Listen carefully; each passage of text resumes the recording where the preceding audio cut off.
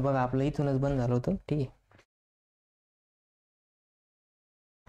तर बघा आता प्रॉब्लेम नेक्स्ट दिलेला आहे. Find the range and coefficient of range of following. आता डाटा दिलेला आहे आपल्याला. ठीक आहे. तर डाटा काय दिलेला आहे बघा. सोल्युशन 2 3 1 नंतर 10 6 31 17 20 24 दिलेलं आहे. ठीक आहे. आता याला काय करायचं, असेंडिंग ऑर्डरनुसार लावायचं. काय करायचं, असेंडिंग ऑर्डर. तर असेंडिंग ऑर्डरनुसार लावा. तर असेंडिंग ऑर्डरनुसार बघा,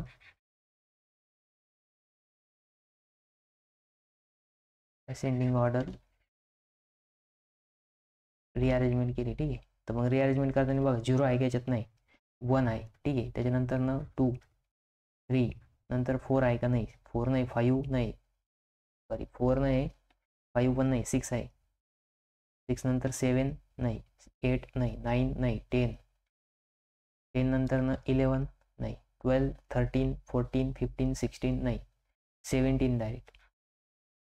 17 नंतर डायरेक्ट 20 नंतर 24 आहे. ठीक आहे. मग बघा 1 2 3 4 5 6 7 8 9, 1 2 3 4 5 6 7 8.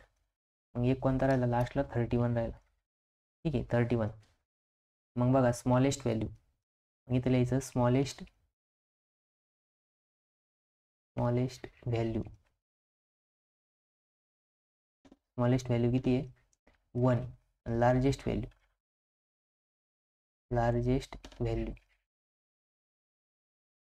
Value equals to 31. मग आता आपल्याला काढायची range is equals to L minus S. ठीक आहे. मग L किती इथं 31 आणि S किती आहे 1, म्हणजे येणार आहे 30. मग रेंज काय आली आपली 30 आली. रेंज किती आली 30. मग आता आपल्याला काय काढायचं, आता कोएफिशियंट ऑफ रेंज. मग कोएफिशियंट ऑफ रेंज किती आहे, तर बघा आता नेक्स्ट काढायचं coefficient of range. Coefficient of range.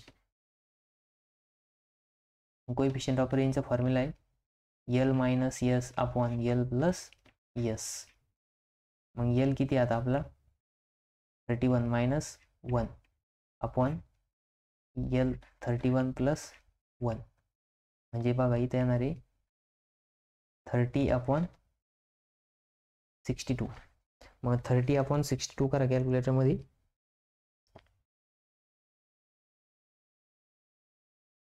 तर बघा 30 अपॉन 62, 30 अपॉन 62 येतं 0.4838. ठीक आहे. म्हणजे काय आली आपली कोएफिशियंट ऑफ रेंज. मग लास्टला लिहा इथं coefficient of range is equals two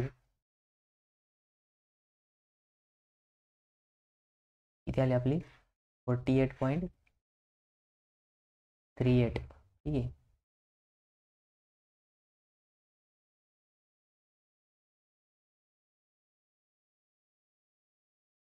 equals to 0.3848. ठीक आहे. मग ही आली कोएफिशियंट ऑफ रेंज. मग बघा हा प्रॉब्लेम सुद्धा 2 मार्काचा आहे. किती मार्काचा आहे, 2 मार्काचा.